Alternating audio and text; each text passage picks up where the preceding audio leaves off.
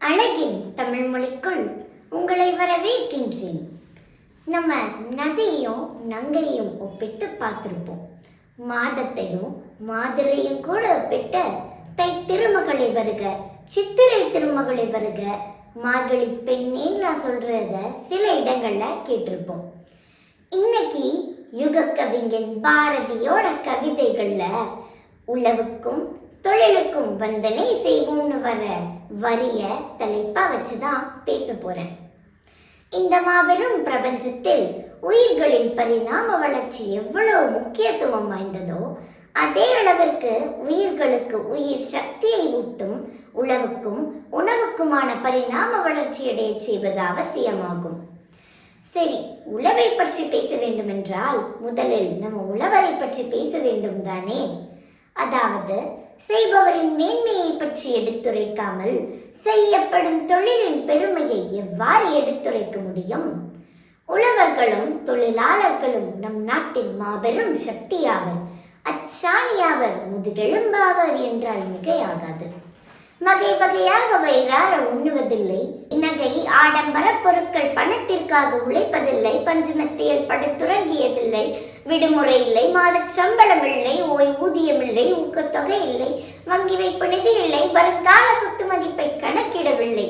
இது போன்று எத்தனை இல்லை என்றாலும் முகம் சுளிக்காமல் நித்தம் நித்தம் சேற்றில் இறங்கி வேலை பார்க்கும் இவர்களுக்கோ உண்ணும் உணவிலிருந்து உடுத்தும் உடை வரை வேளாண்மை மூலமாகத்தான் கிடைக்கிறது. இதில் நான் எல்லோருக்கும் பயன்படுகிறேன் என்று நிம்மதியுடன் உறங்கச் செல்லும் சுயநலமற்ற விவசாயிகளின் எண்ணிக்கையே அதிகமாகும். இரத்தத்தை பாலாக்கி தரும் தாயை போல வியர்வை உரமாக்கி விதைத்து உணவாக்கி உயிர் வாழச் செய்யும் உழவர்கள் அவர்கள். மானுடம் வளர்க்கும் தாய்க்கோ ஓரிரு பிள்ளைகள், ஏற்பிடித்து உள்ளும் உழவனுக்கோ கோடி பிள்ளைகள்.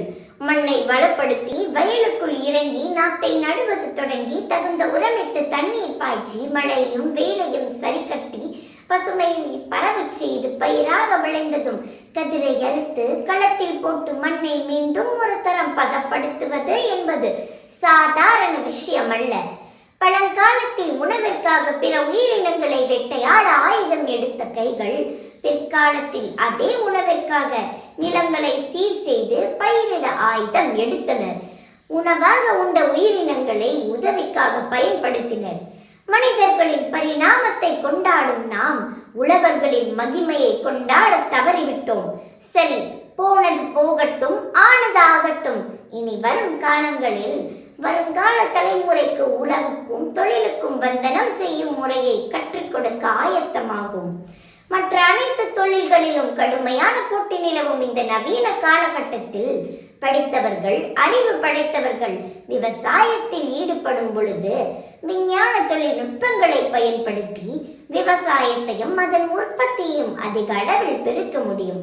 சில நாடுகளில் இராணுவ பணியில் ஒவ்வொருவரும் ஒரு குறிப்பிட்ட காலம் தனது பங்களிப்பை கொடுக்க வேண்டும் என்ற நிபந்தனை இருப்பது போல நம் நாட்டில் ஒவ்வொருவரும் ஒரு குறிப்பிட்ட காலம் விவசாயத்தில் ஈடுபட வேண்டும் என்ற நல்மார்க்கத்தை வகுக்க வேண்டும். விவசாயம் செழிக்க தற்போதைய உலக சூழ்நிலைக்கு ஏற்ப நம் நாட்டின் விவசாய கொள்கைகள் வகுக்கப்பட வேண்டும்.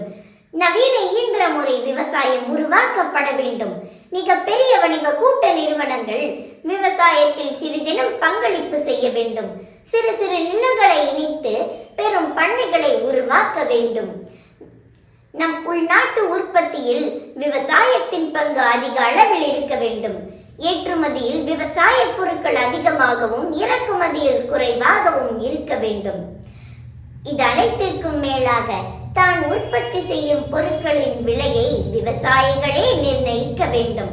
சமுதாய ஊடகங்களிலும் தொலைக்காட்சிகளிலும் முக்கியமாக மாணவர்களின் பாட புத்தகங்களிலும் உழவர்களையும் உழவின் பயன்பாட்டையும் எடுத்துரைக்க வேண்டும். இதை விழிப்புணர்வாக மட்டுமல்ல, எச்சரிக்கையாகவும் கூறுகின்றேன். உழவும் உழவரும் அதன் மூலமாக தொழிலும் ஆரோக்கியமான முறையில் மேம்பட்டால் மட்டுமே இந்த பூமி உயிர்ப்பித்திருக்கும். அனைவருக்கும் உழவர் தினம் நல்வாழ்த்துக்கள். நித்தம் நித்தம் புதுமை செய்வோம்.